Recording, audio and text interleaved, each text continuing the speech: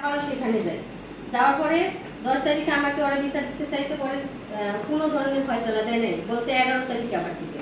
11 তারিখে সন্ধ্যার সময় আমি সেখানে আবার উপস্থিত থাকি থানায়, ওসি সাহেব সহকারে এবং আমার শ্বশুর আর অন্য লোক সহকারে থাকে।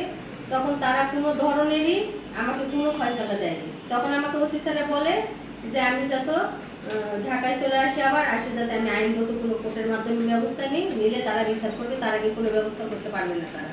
তখন আমি থানা থেকে বের হয়ে আসলে আমি ওদের বাড়িতে চলে যাই। ওদের বাড়িতে গেলে ওদের বাড়িতে অনেক সাংবাদিকরা আসে, আমার নিউজ করে, নিউজ করলে ঢাকা ভোলা ছিলেন এই যে ইব্রাহিম আক্তার আকাশ নামের এই ছেলেটা আমার নিউজ করে, প্রথমত আমার একটা নিউজ করে, নিউজ করলে এই ছেলেটা আমাকে রাত্রে আমার নিউজ করার কিছুক্ষণ পরে আমাকে কল দিয়ে বলে যে আপনি যদি 50,000 টাকা দেন তাহলে আপনার জন্য ভালো হবে। আমি বলছি আমার কাছে কোনো টাকা পয়সা নেই, আমি কোনো টাকা পয়সা দিতে পারবো না। তখন উনি আমার বিরুদ্ধে আমাকে বলে যে তাহলে আপনার বিরুদ্ধে আমি পাল্টা নিউজ করবো, আপনার হাজবেন্ডের সাথে যোগাযোগ করে। তখন এই যে এই ছেলেটা আমার হাজবেন্ডের সাথে আমার এই ড্রেস পরায় ভিডিও আছে, আমার হাজবেন্ডের সাথে আমার হাজবেন্ডের সাথে আমার ভিডিও আছে। এই ছেলেটা আমার কি করছে, ওই ভিডিওটা সহকারে এবং অন্য একটা ছেলের সাথে আমার ছবি এডিটিং কইরা সেই ছবি সহকারে আমার নামে পাল্টা একটা ভিডিও ছাড়ে সেই সোশ্যাল মিডিয়াতে, আর ওইখানে সংবাদ সম্মেলন করে এবং আমার শ্বশুর সহকারে ওইখানে বলে যে আমার নাকি হাত পুড়ে দিছে রিমান্ড দিয়ে, তারপরে আমার বলছে যে আমার নাকি শরীরের অঙ্গ পুড়ে দিছে রিমান্ড দিয়ে। আপনারা যদি চান আমি তাহলে এখানে যদি মহিলা গোয়েন্দা থাকে বা মহিলা পুলিশ থাকে, আমি তাদের মাধ্যমে আমার ফুল বডিটা দেখাইতে চাই যে আমার কোনো ধরনের কোনো পোড়ার দাগ নাই এবং আমি এইগুলো ধরনের কিছু করি নাই। এখন তারা আমাকে খারাপ প্রমাণ দিতে চায়, আমার বিয়ের কাবিননামাটা অস্বীকার করে যে আমার তার সাথে নাকি কোনো বিয়েও হয়নি। আমি এই প্রতারকের নামে বিচার চাই, আর এই ছেলেটা ইব্রাহিম আকাশ সাগর, আমি এর নামে বিচার চাই।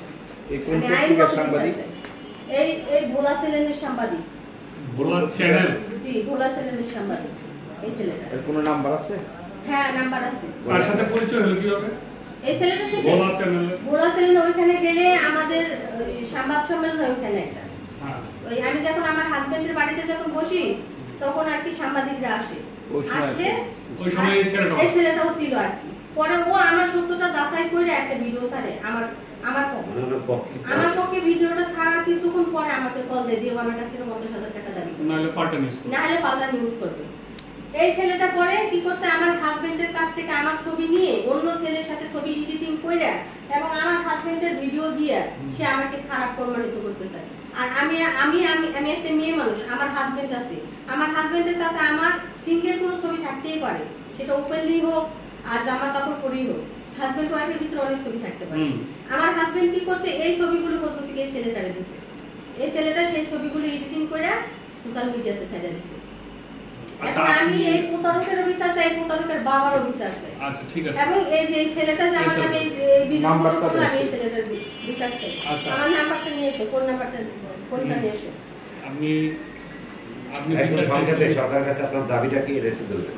আমার দাবিটা আমি আমার টাকা পয়সা আমি ফেরত চাই এবং এই প্রতারকের নামের এই প্রতারকের বাবার এবং ওর ফ্যামিলিদের সবার সাথে আমি কথা বলছি। এরা সবাই বলছে এ নাকি বউ বাচ্চা কিচ্ছু নেই, এখন বাড়িতে যাই দেখি তার বউ বাচ্চাও আছে।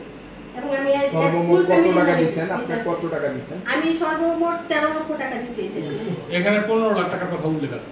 জি এখানে আপনার প্রেস রিলিজে 15 লাখ টাকার কথা উল্লেখ আছে। আমি আমার কাছে 13 লাখ টাকা ডকুমেন্টস আছে। ও আচ্ছা আচ্ছা, 15 লাখ টাকা এখানে উল্লেখ আছে। জি আমার কাছে ডকুমেন্টস আছে এবং এই যে বিকাশ নাম্বারগুলো তো আমার কাছে টাকা আছে। এবং এই যে এই প্রত্যেকটা ব্যাংক নাম্বারে এক এক সময় এক একটা ব্যাংক নাম্বার আমার কাছ থেকে সে টাকা নিচ্ছে। আচ্ছা মোট কথা 15 লক্ষ টাকা নিছে, 13 লাখের আপনার ডকুমেন্টস আছে। জি জি এটাই তো বলতে যাচ্ছে। হ্যাঁ ঠিক আছে, ধন্যবাদ। আচ্ছা সাগরের বাবার নাম কি? সাগরের বাবার নাম ইলিয়াস। রিয়াজ না? রিয়াজ কি করে নাম? ইলিয়াস মির্জা। আচ্ছা আপনাদের আর একটা প্রশ্ন করি, আপনাদের ওমানে পরিচয় হয়েছে, ওমানে বিয়ে হয়েছে, ঠিক আছে? ওমানে আমাদের একটা মুখে বিয়ে। মুখে? ও আপনাদের ওমানে যে বিয়েটা হয় সেটার কি কোনো ডকুমেন্টস নাই? না না, ওটা মুখে বিয়ে হলে তো মুখে একটা হুজুর দেখে আমাদেরকে আর কি কবুল করাইছিল, সেখানে আমি 10 মাস তার সাথে সংসার করি। এখানে এসে বিয়ে হয়েছে ঢাকায়? পরে ঢাকা আমরা 2024 সালের নভেম্বর মাসে ঢাকা ফিরে আসি। ঢাকায় আসলে এখানে ওই কুড়িল বিশ্বর ভাটারা থানাতে আমাদের বিয়ে হয়। আচ্ছা ওখানে যে বিয়েটা হলো সেখানে কি কোনো সাক্ষী ছিল? ওইখানে ওমানে ওমানে সাক্ষী ছিল, সেগুলো আমার পরিচয় ছিল না, আমার হাজবেন্ডের পরিচয় ছিল। মানে তাদের সাথে কারোর সাথে কি এখন আপনার যোগাযোগ আছে? না না, যোগাযোগ নেই। তাদের কারোর সাথে যে সাক্ষীরা ছিল তারা আপনার হাজবেন্ডের সাথে তারা কেউ নাই? জি জি, আমি যে ওইখানে আগে যে সিমটা চালাইতাম ওটা আমার বিয়ে পরে চাপা তো না, আমি আপনার নাম্বারটা দেন। আচ্ছা, ফোন নাম্বার, ওই ছেলে সাংবাদিকের নাম্বারটা খারাপ। ওই ছেলের ফোন নাম্বারটা ওইখানে আছে আমার ফোনে। আচ্ছা আপনার ফোন নাম্বার এই যে আপনার ফোন। আপনার ফোন মনে আছে? আমার ফোন নাম্বারটা 019 09 ভালো করে 2358 2860।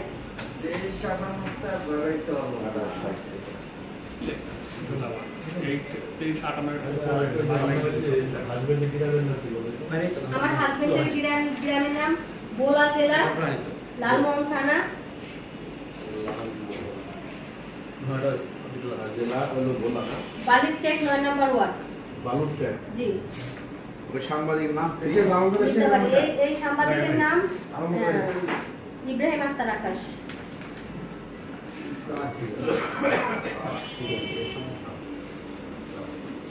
তার আকাশটা জি ওর ফোন নাম্বার আছে? ভোলা চ্যানেল না? জি, বোলা ছেলে। কত নম্বর? নাম্বার? আমাকে কি দিতে হবে? তার। হ্যাঁ, ওর নামে আপনি অভিযোগ দিয়েছেন, দিতে হইব না? এটা আমরা বলতে পারি না, কি করছো? এখন সে কি ভিডিওগুলো আমার সে এমনও বলে যে আমি নাকি বলছেন এক কথাই তো দেখতে সব। তার নাম্বারটা 017 85 58 19 44। আর আপনার যে স্বামী যে আছে তার নাম্বার, জি আপনি যে এই যে প্রতারক স্বামী যার সাথে বিয়ে হয়েছে তার নাম্বার, না, তার নাম্বার আমি দিতে পারবো না স্যার। তার নাম্বার না দিলে তো তার বিরুদ্ধে যে একতরফা কথা বলা, জি জি তার সাথে বলতে ওনার কথা, তার বিরুদ্ধে তো আপনি প্রতারণার অভিযোগ করছেন না? জি, সে তো আর দেশে নাই, সে তো বিদেশে। বিদেশে তাহলে কি করবে না? ভোলায় তারা কেউ থাকে না? থাকে স্যার, বাবা থাকে। বাবার নাম্বার